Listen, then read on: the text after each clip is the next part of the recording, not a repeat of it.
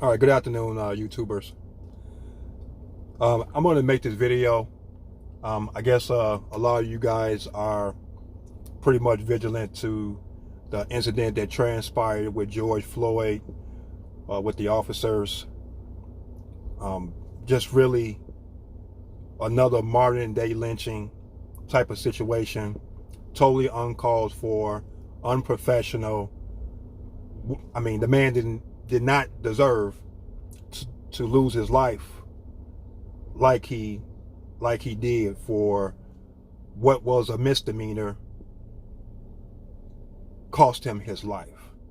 So basically, I just want to get into the nuts and bolts of this situation, but I know that a lot of more information is going to be coming out.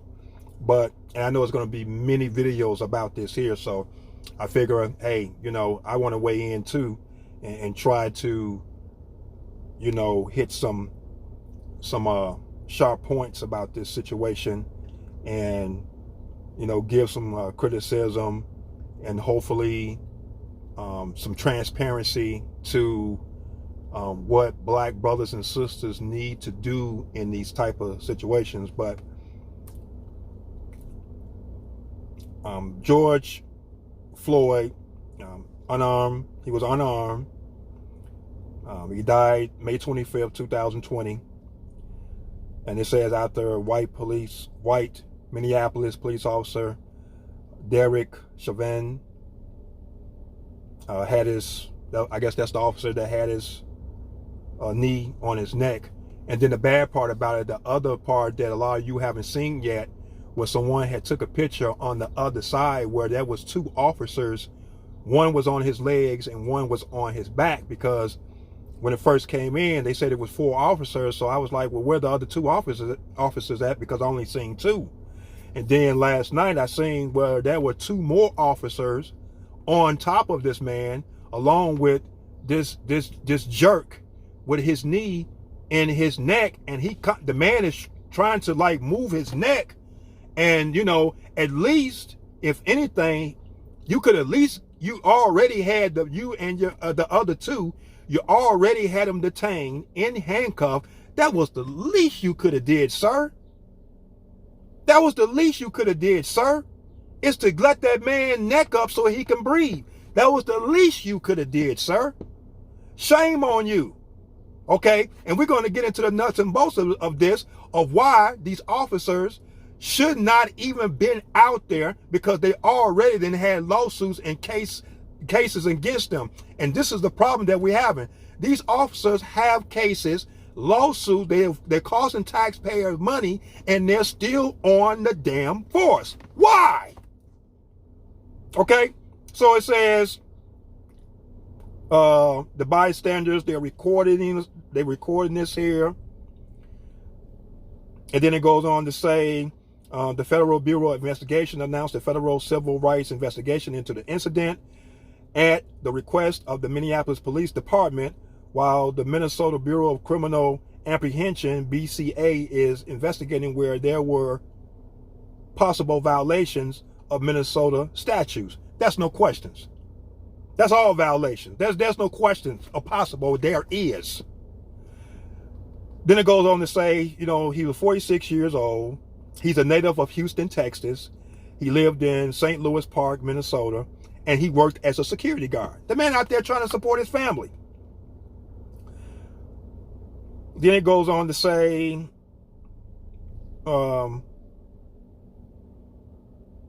it also said that this officer, Derek,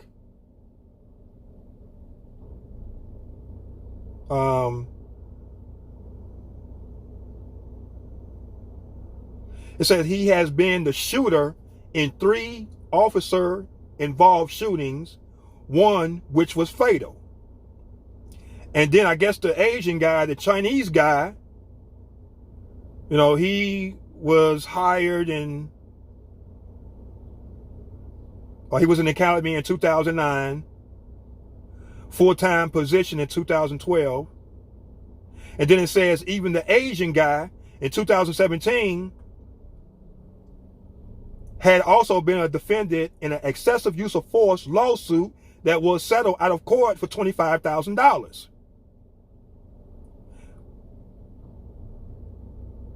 And then it says the other two officers, the one that we didn't see at first, I don't know if you guys see these other two, but I just seen the other two last night. They were also fired, result in the incident, but they have not been publicly identified. And all this was over, according to what I'm reading, all this were over a forgery in process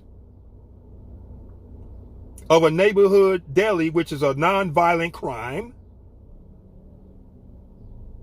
But it says, according to the police, Floyd was in a nearby car and appeared to be under the influence. That's what a spokesman for the police department, that's what they stated. Which I know that's probably a lie. And they say they ordered him to exit the vehicle, at which he physically resisted. Now, according to this, in some countries, resisting arrest is a criminal charge against an individual who has committed, depending on the jurisdiction, at least one of the following acts: fleeing a police officer while being arrested, threatening a police officer with physical violence with being arrested, physically struggling to free oneself from being restrained, handcuffed, or put in the police vehicle, attacking a police officer while being arrested, also known as assault, providing an officer with false identification, either verbally or by presentation of a false official document. So they're trying to say by him resisting, this could have led to them using the force that they use. Now, listen to this here. If he did commit one of these here, and you guys had to gang up on him, okay, officers of the law, if you did had to gang up on here to restrain him, you already had him on the ground. You already had him in handcuffs, okay? Right then and there, once you had him in handcuffs and you had him on the ground, he right then and there was not a threat. He wasn't a threat. It's for you guys with guns, police officers. He wasn't a threat anymore. Okay? So you got him on the ground. You got the handcuffs on him. It's for y'all, which all four of you all got guns. Get the man off the ground. Do your job properly like you were trained. Or were you trained to do that? Because according to what I'm reading, a couple of you all shouldn't even been on the force anyway, costing taxpayers money. See, it ain't the problem of what they did. It's the problem of the people that's in charge that's knowing what they did and they still on the police force. Okay? Let's talk about it. Now, let's get into some more. Okay? It says,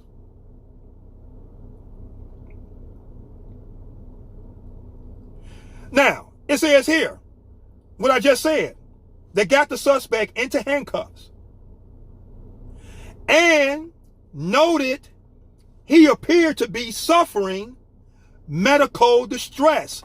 It says it right here that they said that this is them talking, that they noted he appeared to be suffering medical distress.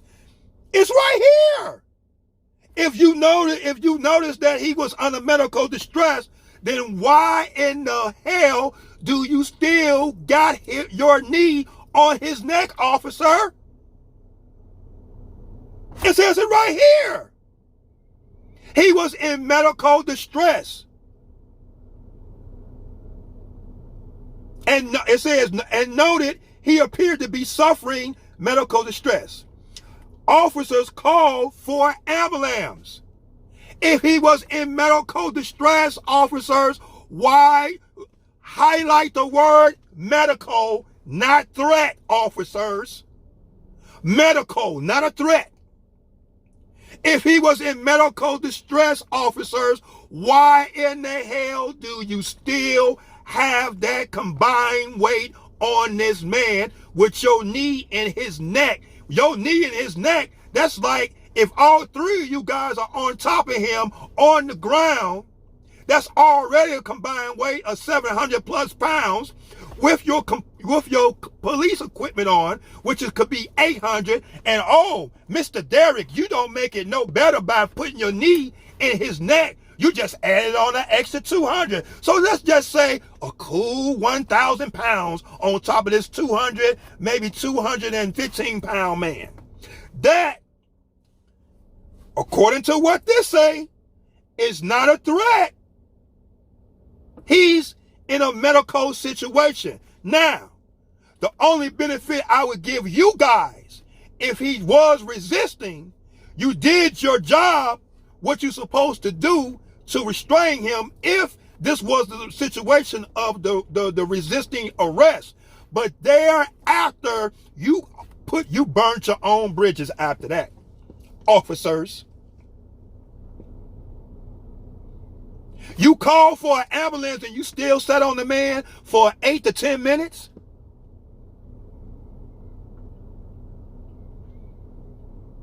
He was taken to the county medical center where he was pronounced dead. No weapons were used in the incident. The man didn't even have no weapons.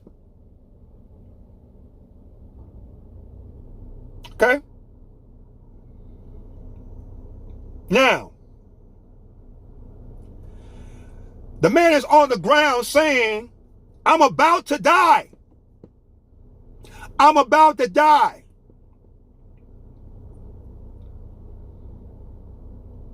Bystanders are saying, you got him down, let him breathe. Let him breathe. And Floyd is even saying to them, I'm about to die. And then the officer says, relax. How in the fuck, excuse my French, how in the fuck can I relax and you bitch motherfuckers is got 1,000 pounds with your knee in my fucking neck? How the fuck I supposed to relax? And every time I lift my head, you shoving my shit in the fucking ground. Excuse my French, but I'm pissed off. Floyd repeats, I can't breathe. Floyd continues, please. The knee in my neck, I can't breathe. That's all he was asking. I don't care about you being on my back and my legs, but could you please get your damn knee out of my neck, man?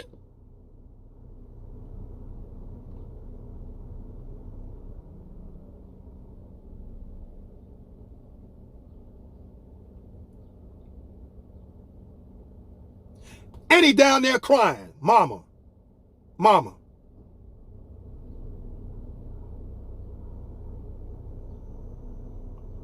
My stomach hurt, my neck hurts, everything hurts. And he requested water. The police they don't even respond. And then Floyd is down there on the ground. He begs, don't kill me. Why am I reacting to this? Because see, I'm born and raised in Chicago, because I went through this once upon a time too, where I begged for my life. I said, man, please, sir, don't kill me. Please, sir, don't kill me. This is what I told a police officer when I was in my teens, in my early 20s. Officer had me in such position where he was choking me. I said, sir, please, you don't have to do this, sir. I said, sir, you don't have to do this, sir, please. I said, don't kill me, sir, please.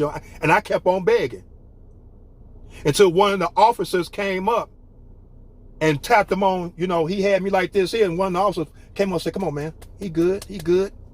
Tapped him on, and he let me go. He was choking me. That's why I'm pissed off and I'm reacting to this. And I've also been in a situation where I've been arrested where they had their knee in my back. Actually, my sister back in the day, she wasn't doing nothing. Somebody in Walgreens called the police on her saying that she was trying to steal and she wasn't stealing anything.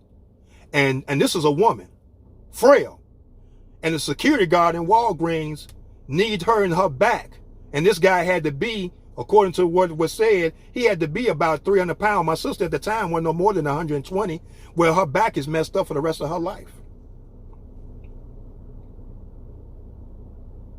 It said a bystander points out Floyd is bleeding from the nose. Another bystander tells the police that Floyd is not even resisting arrest. And he wasn't. How could he resist? He on the damn ground.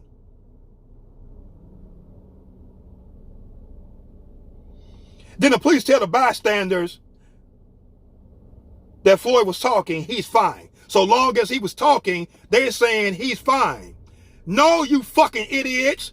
He's not fine. He's trying to tell y'all, can you give me some air? You fucking dummies. And then a bystander say, no, he ain't fine. A bystander also said that they were preventing Floyd from breathing, arguing them to get him off the ground. You could have that's what I just said. You could put him in the car. You already got him in handcuffs. It's for y'all right there. Why did you he's in a medical situation. Why the hell is you still on the man for 8 minutes until the ambulance come? I don't get it.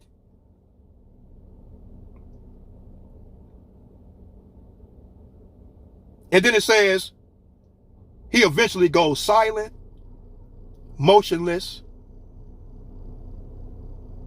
but the officer does not lift his knee from Floyd's neck, even though he goes lifeless.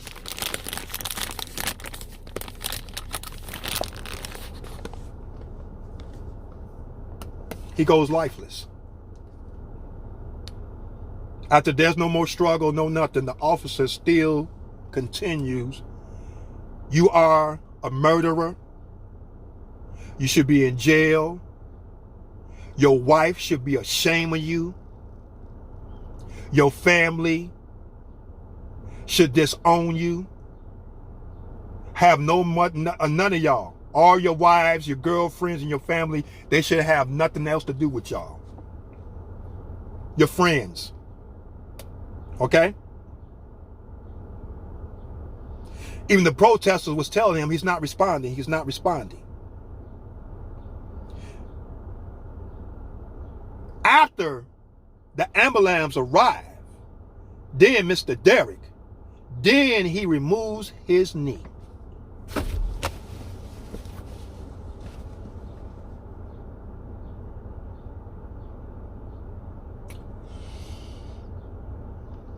The man wasn't a threat. After you had him in handcuffs, he wasn't a threat anymore, officer. What are you doing, man?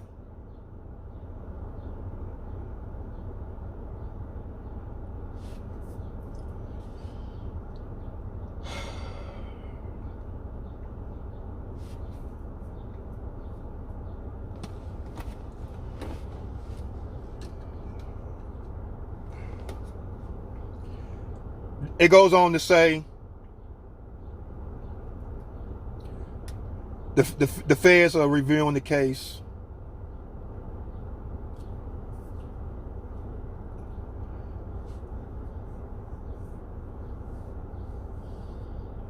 That the mayor, Jacob Fry, reacted to the case. Even the mayor said, man, when you hear someone calling for help, you respond. Oh, they were responding all right. They were responding because see, that was intention. See, what they should be brought up on, that was an intention to kill. That was intention to kill.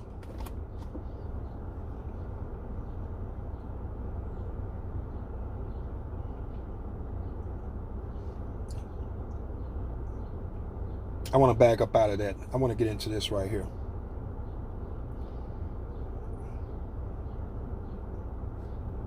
Now, listen to this here, y'all, because I don't want to make this video too long.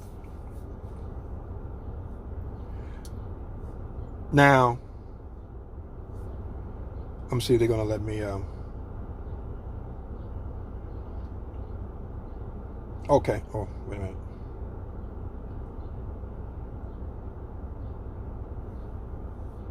Now, Now it says this same officer, Derek Chauvin,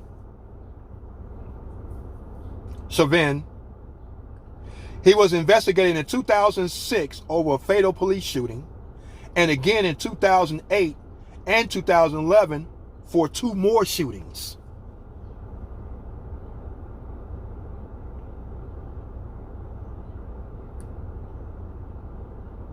And said he was accused of accuses him of punching and kicking a handcuffed suspect. So he's known for this. And he's still on the police force.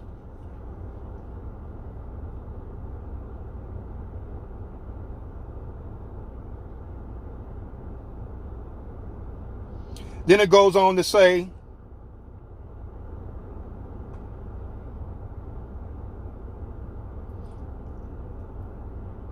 it says now it's been revealed Derek, I'm just going to call him Derek, was investigated for a role in a 2000 shooting of Ira Latrell Tolles during a domestic assault call.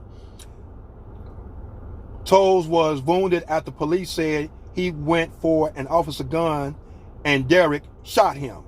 2 years earlier, Wayne Rice, 42, was killed by officers after allegedly pulling a shotgun on 6 cops, which included Mr. Derek.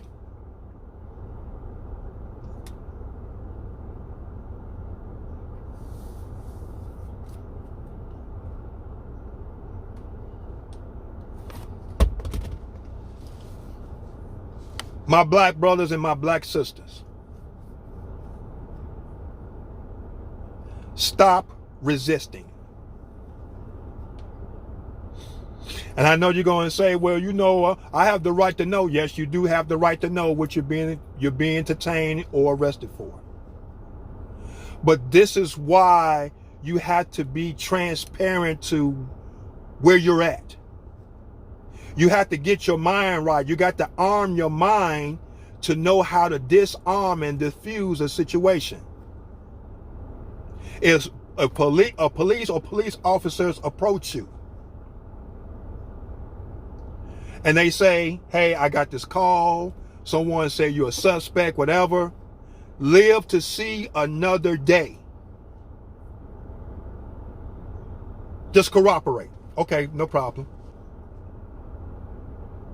And if you want to go on YouTube, Facebook, Instagram, TikTok, Twitter, and share and vent your experience of unfair policing or whatever, you can do that. But give yourself a chance to live another day.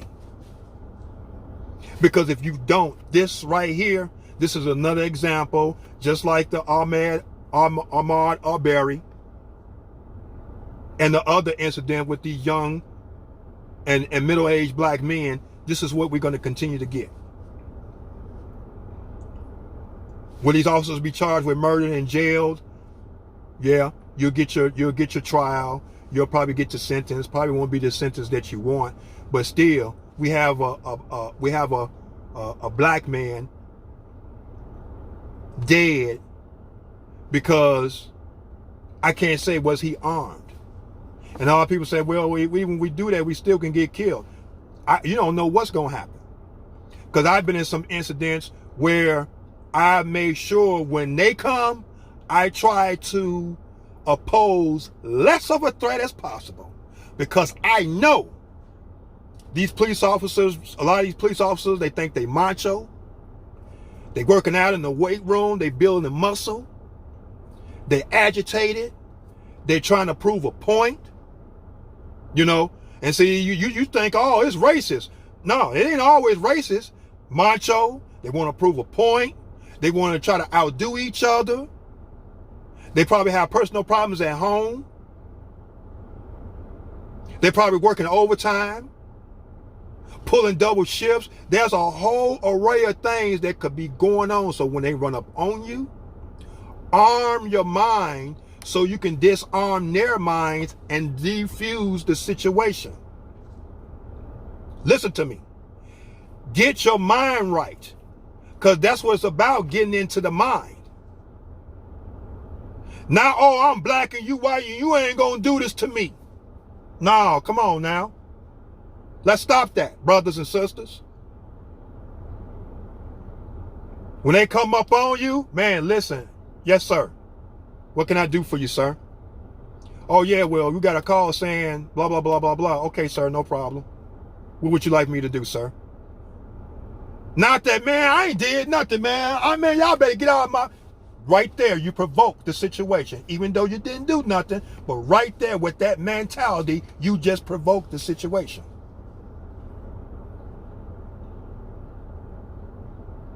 You can't sit there and hold trial with them right then and there. You got to take that. If you feel like that you're being treated unfair, brothers and sisters, you have to take that to another level. That's got to go to court. You got to get a lawyer. That's not going to work. When they drive down on you, they don't want to hear that. They don't want to hear it. Oh, you racist and I'm black. I ain't did nothing. Y'all always want to try to drive down on the black man and the black woman. No. Arm your mind so you can disarm their mind. That way you can diffuse the situation. It's not worth your life. That man didn't deserve to lose his life like that. Brutal. Modern day lynching. He didn't deserve to go out like that. But if he would have just took the simple steps, if his mind was armed properly. And see, this is a problem. We have too many mixed signals where we have to be aggressive every time they show up.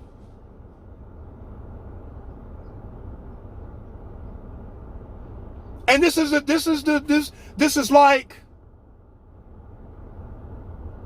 you don't have to follow suit like that. That's what when I look at stuff like that, I'm like, man, well, I don't know if it'll work, but I'll give it a try because I don't want to go out like that. Hey, I'm gonna put my hands up. I know you're the law. Even the Bible says, obey your authorities. That's scripture. Even if you didn't do nothing. You can live another day and vent, rant, and rave and do whatever you want after the fact. But now this man, he can't even speak for himself. So now people like me, his family and friends, got to come out and speak for. But while we're speaking about this, won't we all add in what we should do so we can live, just in case this do happen to one of us? Give some examples of what should be done just in case a police officer slide down on us like this. So we can live to see another day. Because what does someone call, and I feel the person that called, they should be under scrutiny too as well. I feel like they should be charged too, because if there was some forgery, where's the evidence at? Because if the evidence doesn't point back to them, if the evidence don't point back to him, then I feel like they should be solely responsible too. Because for all I know, that could be a false call. And I'm pretty sure, as the case is less than 24 hours fresh, or a little bit over 24 hours or whatever. But I'm pretty sure they should be targeting the person that called that activated this whole situation. Because it could have been me, it could have been you in them same shoes, and we could be dead right now if we wasn't armed properly. You got to arm the mind in order to disarm their mind in order to diffuse the situation. Thank you.